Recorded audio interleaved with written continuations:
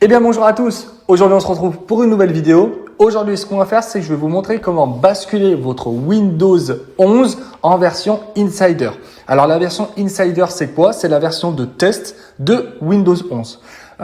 Habituellement quand vous installez un Windows 11 classique, vous avez une mise à jour cumulative par mois qui sort du coup le deuxième mardi du mois avec des mises à jour de sécurité, etc.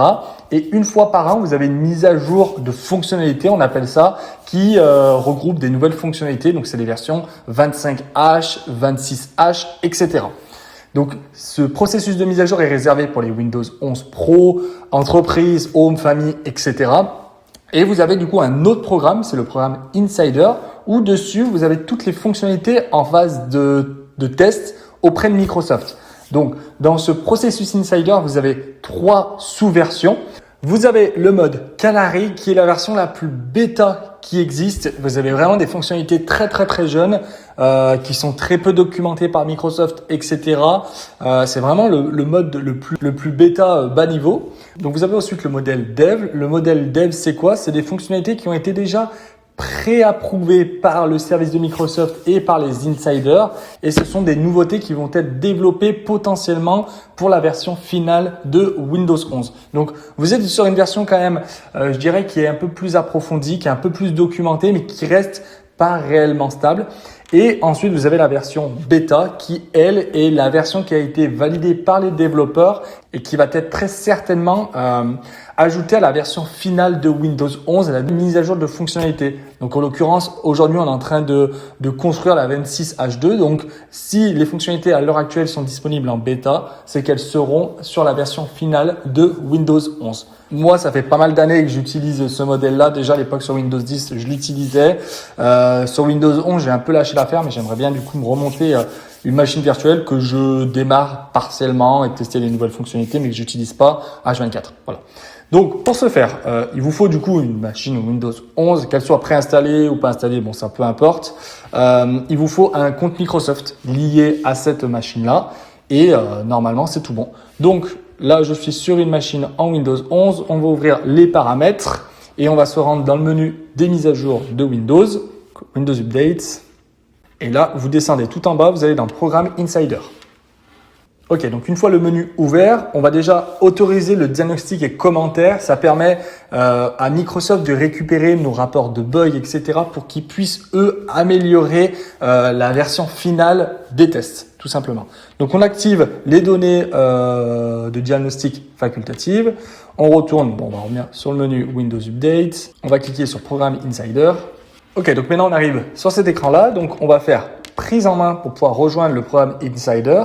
Et c'est là où ils vont nous demander de lier un compte Insider. Donc, un compte Insider, c'est juste un compte @hotmail ou @outlook.com.fr, etc. Donc, on va faire lier un compte et vous renseigner un compte Microsoft. Pour toutes les personnes qui souhaitent anticiper les mises à jour, etc., je vous conseille de faire ça sur une petite machine virtuelle. Ça, voilà, toujours du plus. Ça permet d'anticiper les nouvelles versions et d'être des nouvelles fonctionnalités de Windows. Donc c'est tout bon, mon compte Microsoft a été associé à ma machine. Donc maintenant, on va choisir le type du canal qu'on souhaite avoir. Donc on retrouve vraiment exactement ce que je vous ai expliqué tout à l'heure. Donc pour ma part, on va partir sur le Canary. C'est celui où il y a le moins de documentation technique, où c'est vraiment des nouveautés qui sont très fraîches. Donc on sélectionne ce mode-là, on fait continuer. Donc il nous met un message d'avertissement nous disant qu'il faut faire vraiment attention d'avoir des sauvegardes actives si c'est vraiment votre PC en production. Mais comme je vous dis, je vous conseille vraiment pas d'utiliser ce type de bêta en production. Vous allez avoir énormément de problèmes.